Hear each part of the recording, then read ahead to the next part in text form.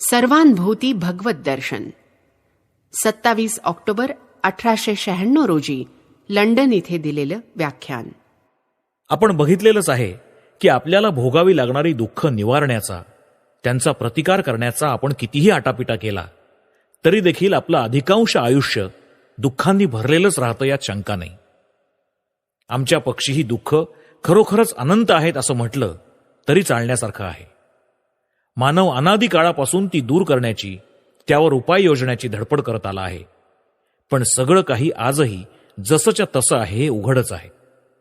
या दुःखावर मात करण्याचे आपण जितके जितके उपाय शोधून काढतो तितकी आपल्या या जगात आणखी कितीतरी दुःख गुप्तपणे दडून बसली आहेत असं आपल्याला आढळून येतं. आपण हेही बघितलं आहे की ह्या सगळ्या दुःखांवर एकमेव तोडगा म्हणजे ईश्वर होय, अशी सर्व धर्मांची सांग आहे.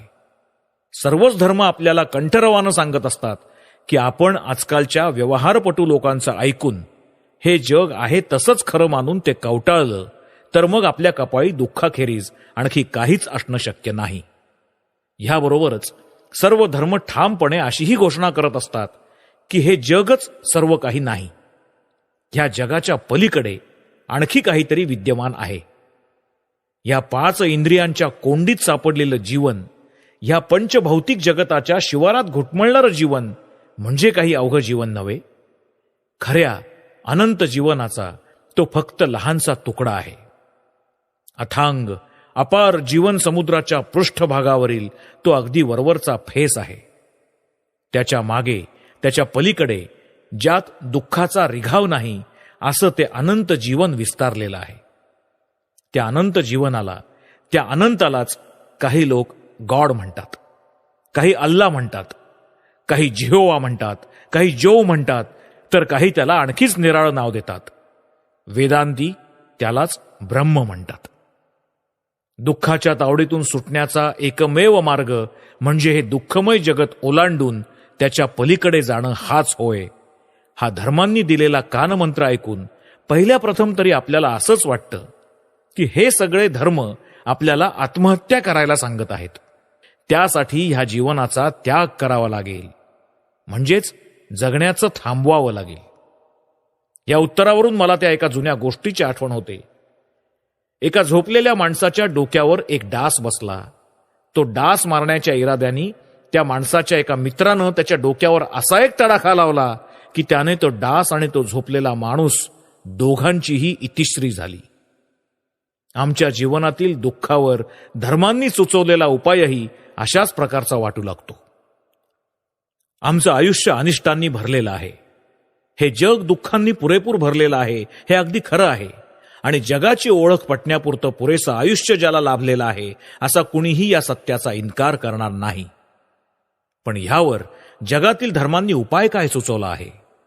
ते म्हणतात हे जग काहीच नाही, या जगाच्या पलीकडे असं काहीतरी आहे की तेच वस्तुतः सत्य आहे. मुश्किल आहे ती इथेच. हा अघोरी उपाय आमच्या सर्वस्वावर वरवंटा फिरवणारा असतो. असा कसा हा उपाय? ह्याला उपाय कसं म्हणता येईल? मग काय सुटकेचा काहीच मार्ग नाही? त्यावर वेदांत म्हणतो की हे सगळे धर्म जो उपाय सुचवत आहेत तो अगदी बरोबर आहे, फक्त तो नीट समजून घ्यायला हवा. पुष्कळदा तो चुकीने समजला जातो, कारण त्यांना काय म्हणायचं आहे हे ते धर्म नीट स्पष्टपणे सांगत नाहीत. आपल्याला जर खरोखर कशाची आवश्यकता असेल तर ती म्हणजे हृदय आणि मेंदू या दोहोंच्या संमिलनाची. हृदय अर्थातच फार श्रेष्ठ गोष्ट आहे. जीवन उंचावणाऱ्या थोर प्रेरणा हृदयामधूनच स्फुरत असतात. नुसतीच बुद्धी हृदय मुळीच नाही. ह्यापेक्षा मुळीच बुद्धी नाही पण थोडं तरी हृदय आहे हे मी हजारदा पसंत करीन. ज्याला हृदय आहे त्याला जीवन शक्य आहे, प्रगती शक्य आहे. पण ज्याला नुसता मेंदूच आहे, हृदय मुळीच नाही, तो शुष्कतेच्या शापांनी मरतो.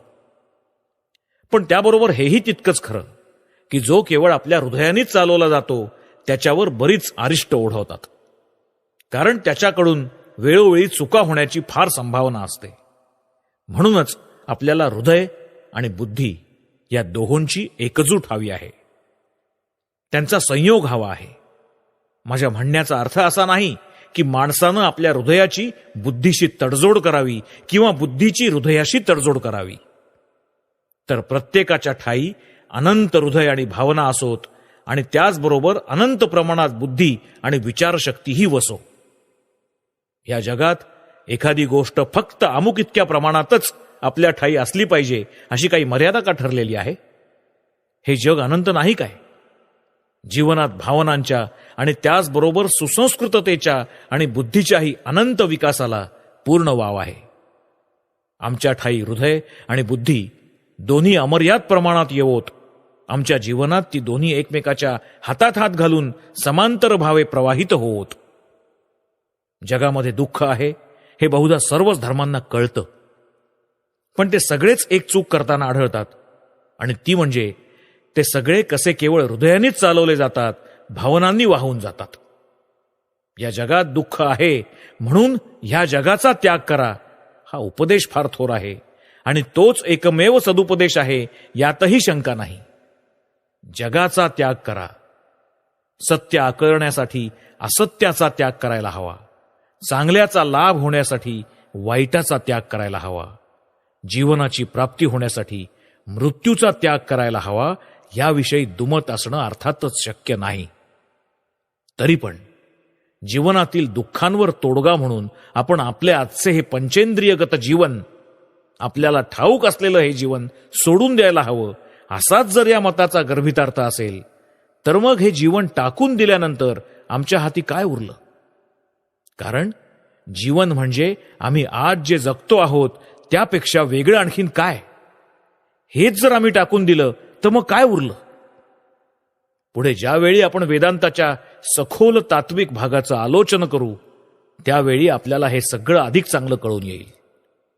सध्या मी तुम्हाला एवढंच सांगू इच्छितो की केवळ वेदांतामध्येच आपल्याला या समस्येचा तर्कसंगत उलगडा आढळून येतो. इथे मी तुम्हाला वेदांताच्या उपदेशाचं सार सांगून ठेवतो, आणि ते हेच की जगाकडे आपण दिव्य चक्षुंनी म्हणजेच ब्रह्मदृष्टीने बघायचं आहे. खरं पाहता वेदांताला जगाचा तिटकारा नाही. वेदांत खरोखर जग अजिबात उडवून देऊ इच्छित नाही. वेदांता इतकं जाज्वल्य वैराग्य आणखी कोणीच शिकवत नसेल. पण वेदांत आपल्याला शिकवत असलेलं वैराग्य शुष्क नाही. आम्हाला आत्महत्येस उद्युक्त करण्याचा वेदांताचा मानस नाही. मानवी जीवन सुकवून टाकणं वेदांताला अभिप्रेत नाही. वेदांतात सांगितलेल्या वैराग्याचा खरा अर्थ आहे जगाकडे ब्रह्मदृष्टीनं बघणं. आपल्याला जग ज्या स्वरूपाचं वाटतं, ज्या स्वरूपाचं जाणवतं, ज्या स्वरूपाचं भासतं, जगाच्या त्या स्वरूपाचा आपण त्याग करायचा असून मग ते खरोखर काय आहे हे जाणून घ्यायचं आहे. वेदांताची शिकवण ही अशी आहे, जगाकडे ब्रह्मदृष्टीने बघा, कारण वास्तविकदृष्ट्या ते ब्रह्माखेरीज आणखी काही नाहीच. ते वस्तुतः स्वरूपतःच ब्रह्म आहे. वेदांतावरील आदिम अधिकृत ग्रंथ जी उपनिषद, त्यातील सर्वात प्राचीन अशा ईश नामक उपनिषदाचा आरंभच असा होतो. ईशावास्यमिदं सर्वं यत्किंच जगत्याम जगत. या जगात जे सगळं काही आहे ते सर्व आपण ईश्वरानं आच्छादून टाकायला हवं. आपण सर्व काही ईश्वरानं आच्छादून टाकायला हवं. जगातील दुःखांकडे आणि वाईटाकडे जाणून बुजून डोळे झाक करून सगळं काही मंगलमय आहे, सगळं काही सुखमय आहे, किंवा जे काही घडतंय ते सगळं चांगल्यासाठीच घडतंय असा भ्रम उराशी बाळगून तज्जन्य बेगडी आशावादानं आपण जग आच्छादायचं नाही, तर खरोखर प्रत्येक वस्तूत ईश्वर बघून आपण ईश्वरानं हे जग आच्छादायचं आहे. या अशा रीतीने आपण जगाचा त्याग करायचा आहे. आणि जगाचा असा त्याग केल्यानंतर काय शिल्लक उरतं? शिल्लक उरतो परमेश्वर. म्हणजे काय? म्हणजे असं, तुम्हाला पत्नी आहे असू द्या, तुम्ही तिला सोडून द्यायचं आहे अशातला भाग नाही, तर तुम्ही आपल्या त्या पत्नीच्या ठाई ईश्वर बघायचा आहे. मुलाबाळांचा त्याग करायला हवा म्हणजे काय? म्हणजे प्रत्येक देशातले काही नरपशु करतात त्याप्रमाणे आपल्या मुलाबाळांना घरातून हाकलून का द्यायचं? नाही, मुळीच नाही. हा धर्म नव्हे, ही तर सैतानी. मुलाबाळांचा त्याग करायचा म्हणजे त्यांच्या ठाई ईश्वर बघायचा. असंच इतरही सर्व गोष्टींच्या विषयी. जीवनात आणि मरणात सुखात आणि दुःखात प्रभू समभावे विद्यमान आहे. समस्त विश्वच भगवंतांनी भरलेलं आहे. फक्त डोळे उघडा आणि त्याला बघा. वेदांत शिकवतो ते हे. तुम्ही जे जग अनुमानानं कल्पिलं आहे त्या जगाचा त्याग करा. कारण तुमचं अनुमान हे अत्यंत अल्प एकदेशीय अनुभवांवर आधारलेलं आहे. ते अत्यंत दुबळ्या तर्कावर आधारलेलं आहे. तुमच्या स्वतःच्या दुबळेपणावरच आधारलेलं आहे. ह्या असल्या अनुमानानं उभारलेल्या जगाचा त्याग करा. ज्या जगाचा आपण आजवर विचार करत आलो आहोत, ज्या जगाला आपण इतके दिवस जळूप्रमाणे चिकटून आहोत, ज्याच्यावर आपली इतकी आसक्ती आहे, जे आपणच निर्माण केलेलं लटकं जग आहे, त्याचा त्याग करा. डोळे उघडा आणि बघा की आपण समजत असलेलं जग मुळी कधी अस्तित्वातच नव्हतं. ते तर आपल्याला पडत असलेलं स्वप्न होतं. ती माया होती. मायेनं झपाटल्यामुळे आपल्याला तो जगतभ्रम दिसत होता. सदा अस्तित्वात होता स्वयं तो प्रभूच. तोच मुलाबाळांमध्ये, तोच पत्नीत, तोच पतीत, तो चांगल्यात, तोच वाईटात, तोच पापात आणि तोच पाप्यातही विराजमान आहे. जीवनातही तोच आणि मरणातही तोच खेळत आहे. महाभयंकर विधान खरंच. पण वेदांत हे सप्रमाण सिद्ध करून दाखवू इच्छितो. हेच सगळ्या जगाला शिकवू इच्छितो. हे सगळ्यांना हाकारून सांगू इच्छितो. वेदांताची सुरुवातच मुळी इथून होते. अशा रीतीनं सगळ्या वस्तूंकडे ब्रह्मदृष्टीनं बघितल्यामुळेच आपण जीवनातील सर्व आपत्ती आणि दुःख टाळू शकू. कशाचीही इच्छा धरू नका. वासना बाळगू नका. आपण कष्टी कशामुळे होतो? आपल्याला भोगाव्या लागणाऱ्या समस्त दुःख दैन्याचं कारण आहे वासना. तुम्ही कसली तरी वासना धरता, ती वासना पुरी होत नाही आणि परिणाम दुःख. वासना नाही तिथे दुःखही नाही. पण या बाबतीत सुद्धा गैरसमज होणं शक्य आहे. माझ्या या विधानाचा भलताच अर्थ घेतला जाणं शक्य आहे. म्हणून वासना सोडून देणं आणि त्यायोगे सर्व दुःखांपासून सुटणं म्हणजे खरोखर काय हे नीट उलगडून सांगणं आवश्यक आहे. या भिंतींना देखील काही वासना नाही आणि म्हणून त्यांना तज्जन्य दुःखही भोगावं लागत नाही. खरंय, पण म्हणूनच त्यांचा कधी विकासही होत नाही. ह्या खुर्चीला काही वासना नाहीत म्हणून तिला कधी दुःखही भोगावं लागत नाही. पण ती नेहमी खुर्ची ती खुर्चीच राहते. सुख उपभोगण्यातही गौरव आहे आणि दुःख उपभोगण्यामध्येही गौरव आहे. साहसपूर्वक म्हणायचं झालं तर म्हणता येईल की दुःखामध्ये उपयुक्तता देखील आहे.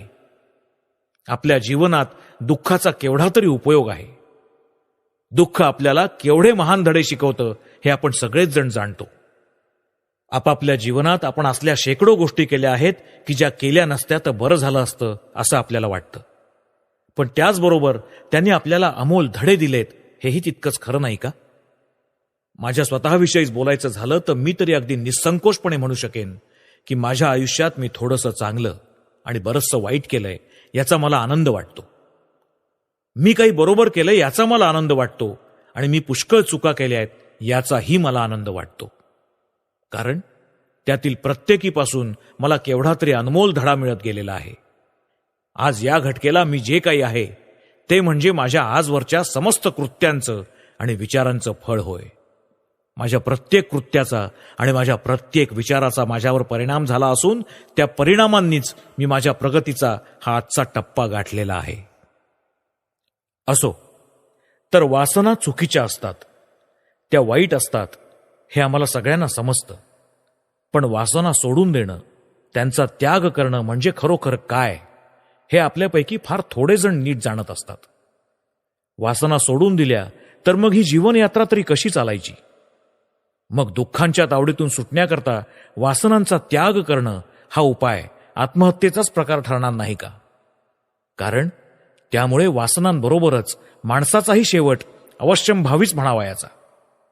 पण वस्तुतः तसं नाही. या समस्येचं उत्तर असं आहे, तुम्ही धनदौलत बाळगू नये असं नाही. तुम्ही आवश्यक त्या नव्हे चैनीच्याही वस्तू बाळगू नयेत असंही नाही. आवश्यक ते नव्हे त्याहीपेक्षा हवं तितकं अधिक तुमच्याजवळ खुशाल असू द्या. फक्त सत्य काय आहे ते जाणा आणि त्याचा साक्षात्कार करून घ्या. धनसंपत्ती ही वस्तुतः तुमच्या माझ्या कोणाच्याही मालकीची नाही.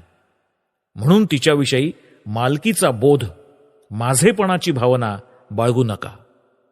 तुम्ही काय किंवा मी काय किंवा आणखी कोणी काय, आपण कोणीच काहीच नाही. हे सर्व काही त्या प्रभूच्या मालकीचं आहे. सर्व काही प्रभूचं आहे. ईश उपनिषदाचा प्रारंभीचा मंत्रच आपल्याला प्रत्येक वस्तूत भगवंताची प्रतिष्ठा करायला सांगत आहे. तुम्ही ज्या संपत्तीचा उपभोग घेत आहात तिच्यात भगवान विद्यमान आहे. तुमच्या मनात ज्या इच्छा उठतायत त्यात तो वसत आहे. ज्या वस्तू विकत घेऊन तुम्ही आपली ती इच्छा पूर्ण करत आहात त्या वस्तूतही तो विराजत आहे. तुमच्या सुंदर वेशभूषेत, तुमच्या मोहक अलंकारांमध्ये तोच विराजमान आहे. या समस्येचं हे उत्तर आहे. आपण या दिशेने विचार करायला हवा, ही अशी भावना बाळगायला हवी. या दिव्य चक्षूंनी, या ब्रह्मदृष्टीने जगाकडे बघू लागल्यावर सगळा देखावाच बदलून जाईल. कारण जशी दृष्टी तशीच सृष्टी. तुम्ही जर आपल्या प्रत्येक हालचालीत, आपल्या बोलण्या चालण्यात, आपल्या शरीरात, आपल्या सर्व गोष्टींमध्ये भगवंताची स्थापना कराल तर उभं दृश्यच पालटून जाईल. हे जग दैन्याचं वाटण्याऐवजी ते तुमच्यासाठी स्वर्ग बनून जाईल. येशूंनी असं म्हटलंय की स्वर्गाचं राज्य तुमच्या अंतर्यामीच आहे. वेदांतही असंच म्हणतो. प्रत्येक थोर धर्माचार्यही असंच म्हणतो, ज्याला बघण्यासाठी डोळे आहेत तो बघो, ज्याला ऐकण्यासाठी कान आहेत तो ऐको. वेदांत सप्रमाण सिद्ध करून देतो की आपण ज्या सत्याच्या सारखे शोधात आहोत ते सत्य नित्य सिद्ध असून सदा आपल्या जवळच आहे. आपल्या अज्ञानामुळे आपल्याला वाटत असतं की आपण ते हरवलंय आणि म्हणून रडत ओरडत ते शोधण्याच्या धडपडीत आपण जगभर भटकत असतो. पण वस्तुतः ते सदा आपल्या हृदयातच वर्तमान असतं. केवळ तिथेच ते आपल्याला सापडू शकतं. जगाचा त्याग करा ह्या उपदेशाचा जर आपण तो जुना रुक्ष स्थूल अर्थ घेतला तर त्याचा अर्थ असा होईल की मग आपण कर्माला रामराम ठोकायचा. आळशी बनून चिखलाच्या पेंडासारखं बसून राहायचं, कसलाही विचार करायचा नाही, कोणतंही काम करायचं नाही, उलट दैववादी होऊन जायचं. परिस्थितीच्या ओघात प्रवाह पतिताप्रमाणे सारखं इतस्ततः वाहायचं, निसर्गाच्या नियमांचे बंदे गुलाम होऊन बसायचं आणि सारखं कसं तरी कुठंतरी भरकटत असायचं. त्या उपदेशाच्या चुकीच्या अर्थानं हा अनर्थ ओढवेल. पण हा मुळी त्या उपदेशाचा खरा अर्थच नव्हे. आपण कर्म करायलाच हवं. खोट्या फसव्या वासनांनी बेबंद वाहावणाऱ्या या सामान्य जनांना कर्माविषयी काय माहिती असतं? स्वतःच्या भावनांनी आणि इंद्रियांनी फरफटला जाणारा माणूस कर्माविषयी काय जाणत असतो? जो आपल्या वासनांनी कुठल्याही प्रकारच्या स्वार्थीपणाने फरफटला जात नाही तोच खरोखर कर्म करत असतो. ज्याच्या पोटात कोणताही मतलब दडलेला नसतो तोच कर्म करत असतो. ज्याला कर्मापासून कसल्याही लाभाची आस नसते तोच कर्म करत असतो. एखाद्या सुंदर चित्राचा आस्वाद खरोखर कोण घेत असतो? विकणारा की ते नुसतं साक्षी वृत्तीनं पाहणारा? विक्रेता आपल्या हिशेबातच गर्क असतो. ते केवढ्याला विकलं जाईल आणि त्यावर नफा किती मिळेल या विचारातच दंग असतो. त्याच्या डोक्यात हेच विचार चालू असतात. त्याचं लक्ष लिलावाच्या बोलींकडेच असतं. त्या कशा कशा वाढतायत हेच तो बघत असतो. दर किती झपाट्याने वाढतो आहे हे ऐकण्यात तो गुंग असतो.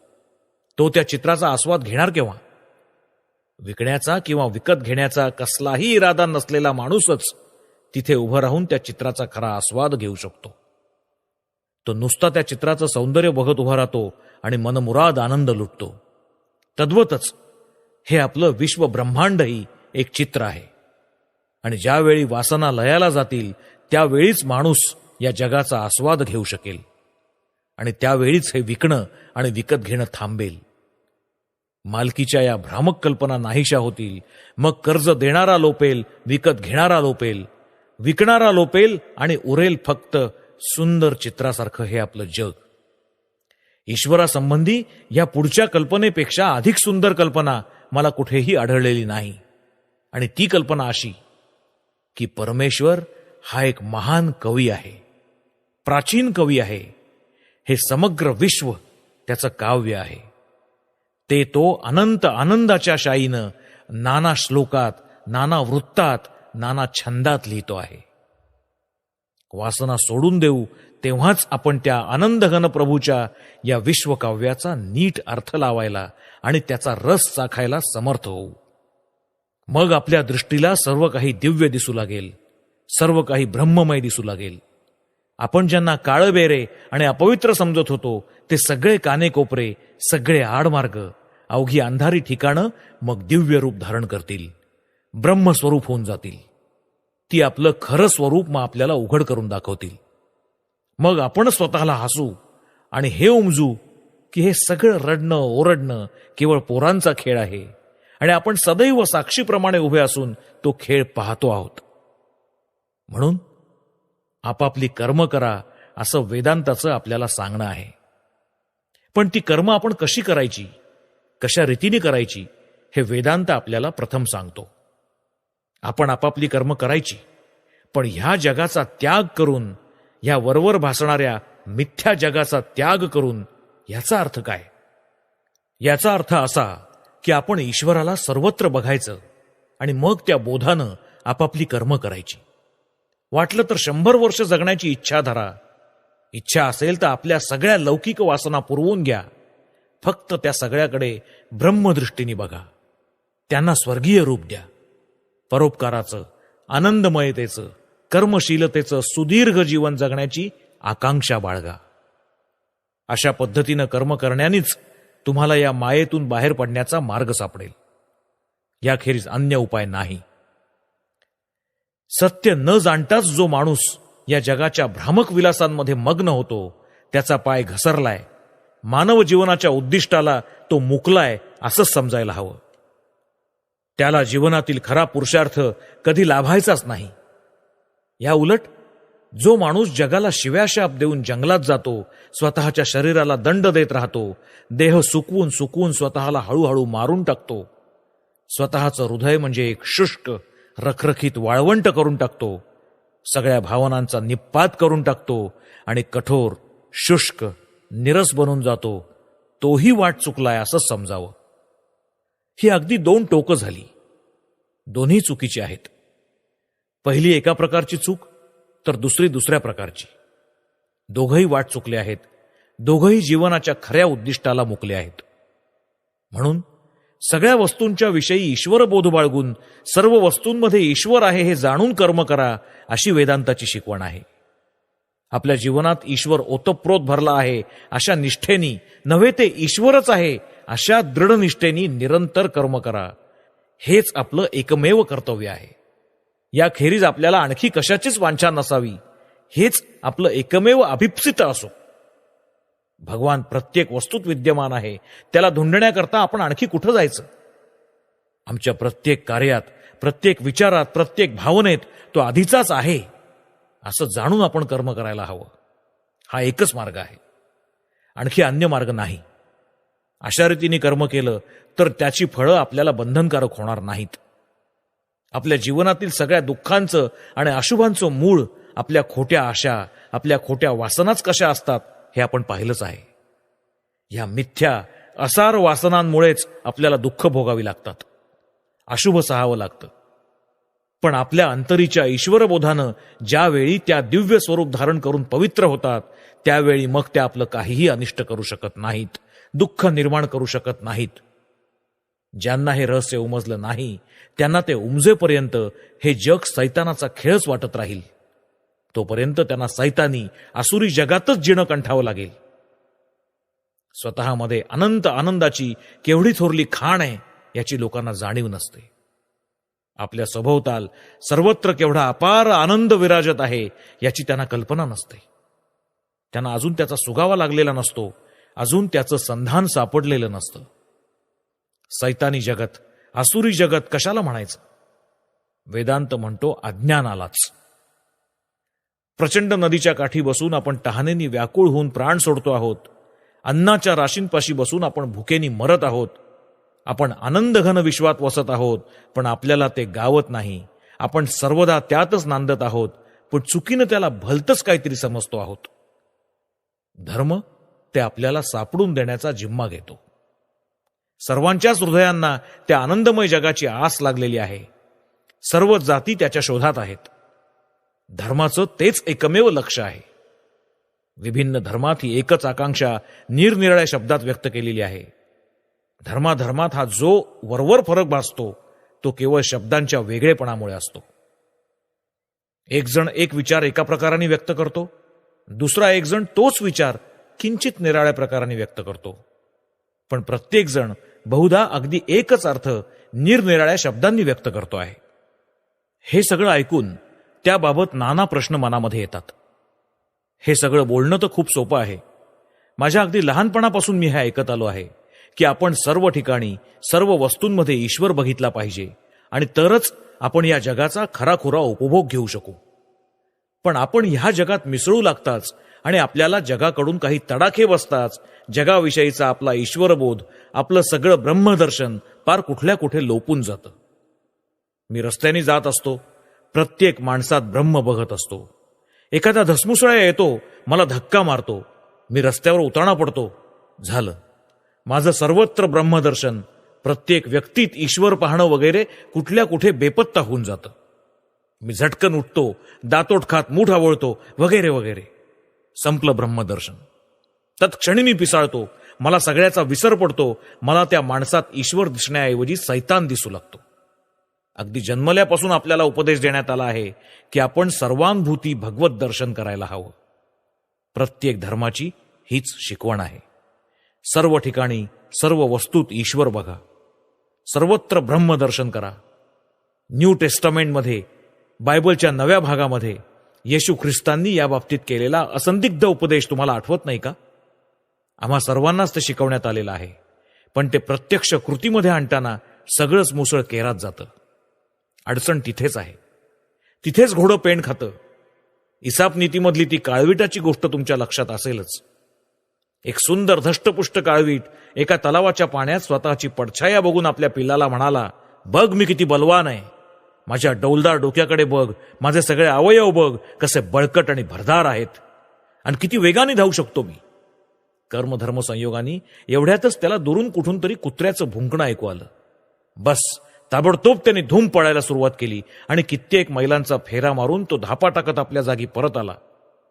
तो सगळा प्रकार बघून त्याच्या पिल्लांनी त्याला विचारलं, तुम्ही खूप बलवान आहात असं तुम्हीच तर मला सांगत होतात, मग कुत्री भुंकताच तुम्ही पळून गेलात, हे कसं काय? त्यावर त्या काळविटाने उत्तर दिलं, होय पोरा, तू म्हणतोस ते खरं आहे, पण जेव्हा कुत्री भुंकू लागतात तेव्हा माझा सगळा आत्मविश्वास नाहीसा होऊन जातो. आमची ही अशीच दशा आहे. आपण मनुष्य जातीविषयी किती उच्च धारणा बाळगत असतो. आपण खूप बलवान आणि शूर आहोत असं आपल्याला वाटत असतं. आपण मोठमोठ्या प्रतिज्ञा करत असतो, पण काय, कसोटीच्या आणि मोहाच्या प्रसंगाची कुत्री भुंकू लागताच आपली दशा हुबेहूब त्या इसाप नीतीतल्या काळविटासारखी होऊन जाते. प्रश्न असा आहे की असंच जर असेल तर मग या सगळ्या शिकवणुकीचा काय उपयोग? अर्थात या शिकवणुकीचा उपयोग आहे, फार मोठा उपयोग आहे, आणि तो असा की दीर्घोद्योगानं किंवा चिकाटीनं अखेर यश लाभतंच लाभतं. कोणतीही गोष्ट चुटकीसरशी एका दिवसात नाही होऊ शकत. आत्मा वा अरे द्रष्टव्य श्रोतव्य मंतव्य निदिध्यासितव्य. या आत्म्याचं स्वरूप प्रथम श्रवण करायला हवं, मग त्यावर मनन चिंतन करायला हवं, आणि नंतर त्यावर सतत ध्यान करायला हवं, त्याचा ध्यास घ्यायला हवा. प्रत्येक जणच आकाश बघू शकत असतो.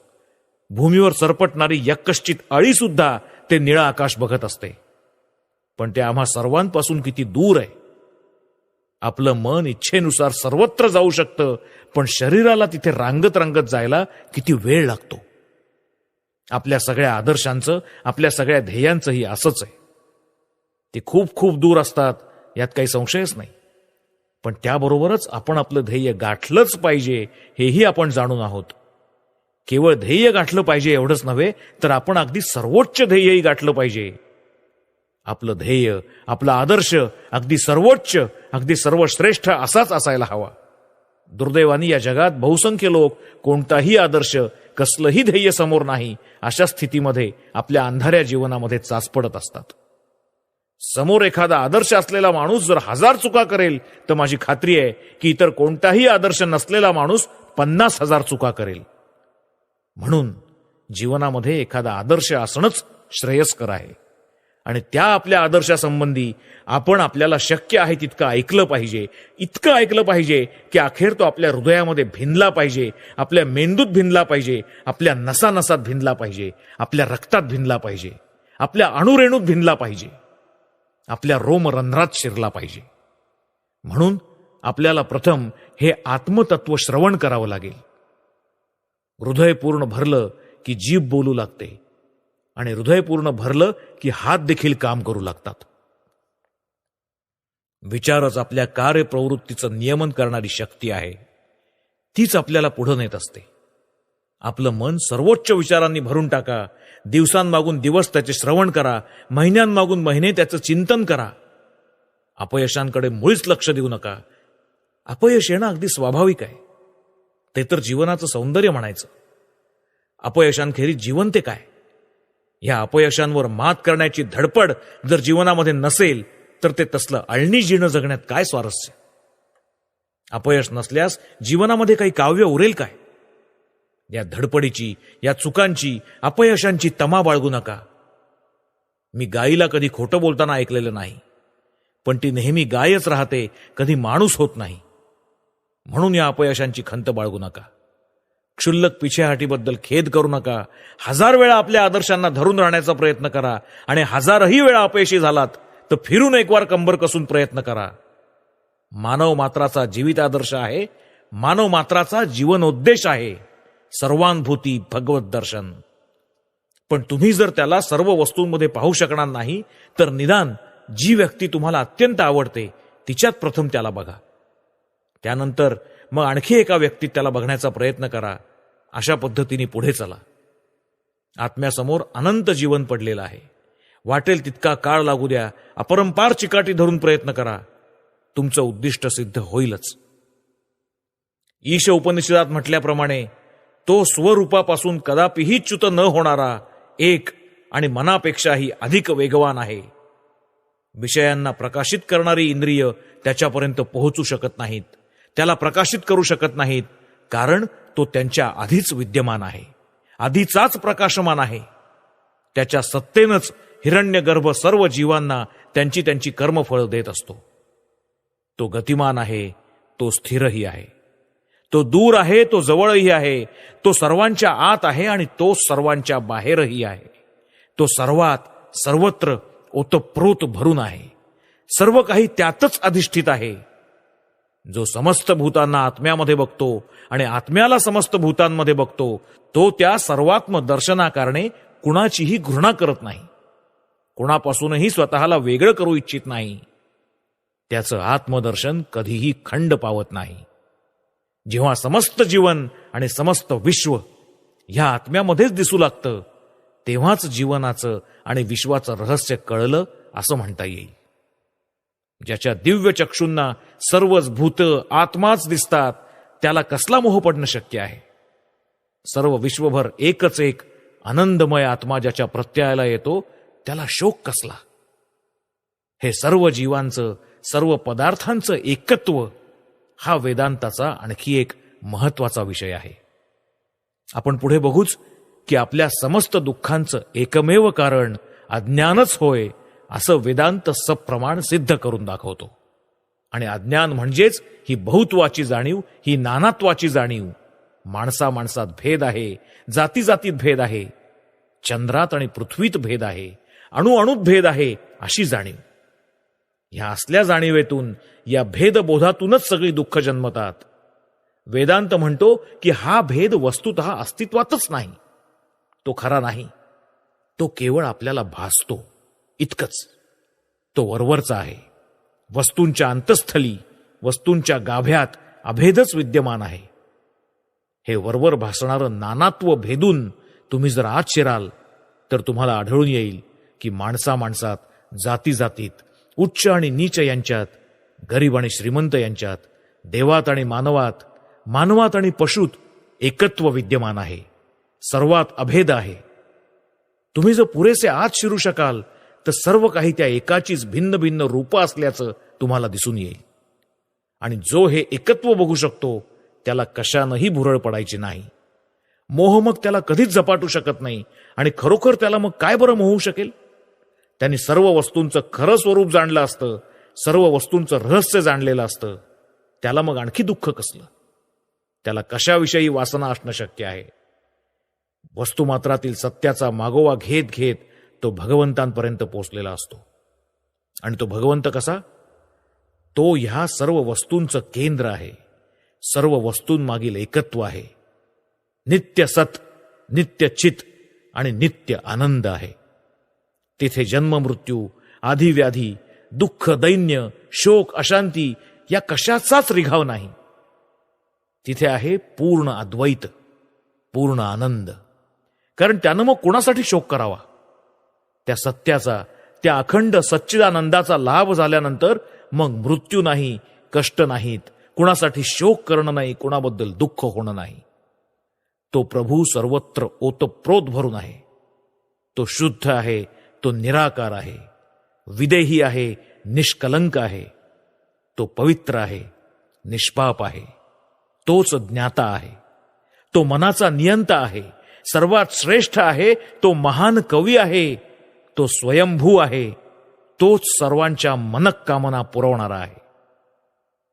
अज्ञानातून निर्माण झालेल्या या अविद्यामय जगाला परमार्थ सत्य समजून, ब्रह्मासारखं सत्य समजून जे त्याची आराधना करतात तेच अंधारात चाच पडतात. आणि जे उभा जन्म ह्या जगालाच खिळून बसतात, या जगापेक्षा उच्च किंवा श्रेष्ठ ज्यांना कधीच काही दिसत नाही, ते तर आणखीच घन अंधकारात पिचतात. पण ज्याला या प्रकृतीचं रहस्य, तिचं खरं दैवी स्वरूप अवगत झालं आहे, या प्रकृतीच्या सहाय्यानं जो या प्रकृती पलीकडील त्या दैवी प्रकृतीचं चिंतन करतो, तो मृत्यूच्याही पलीकडे जातो आणि त्या दैवी प्रकृतीच्या सहाय्यानं तो अमृत उपभोगतो. हिरण्मयेन पात्रेण सत्यस्यापिहितं मुखम तत्वं पूषन्न पावृणु सत्यधर्माय दृष्टये तेजो यत्ते रूपम कल्याणतमं तत्ते पश्यामि योऽसावसौ पुरुषः सोऽहम् अस्मि. हे सूर्यदेवा, तू आपल्या सोनेरी बिंबानं सत्य झाकून टाकलं आहेस. ते आवरण तू दूर कर की जेणेकरून सत्याकांक्षी अशा मला ते सत्य दिसू शकेल. तुझ्या मागे दडलेलं सत्य मी जाणलंय. तुझ्या किरणांचा खरा अर्थ, त्यांचं खरं स्वरूप मी जाणलंय. तुझा महिमा मी जाणलाय. तुझं मंगलमय परमरमणीय रूप मी पाहिलंय. तुझ्यामध्ये जो पुरुष आहे तोच माझ्यामध्ये आहे, मीच तो आहे.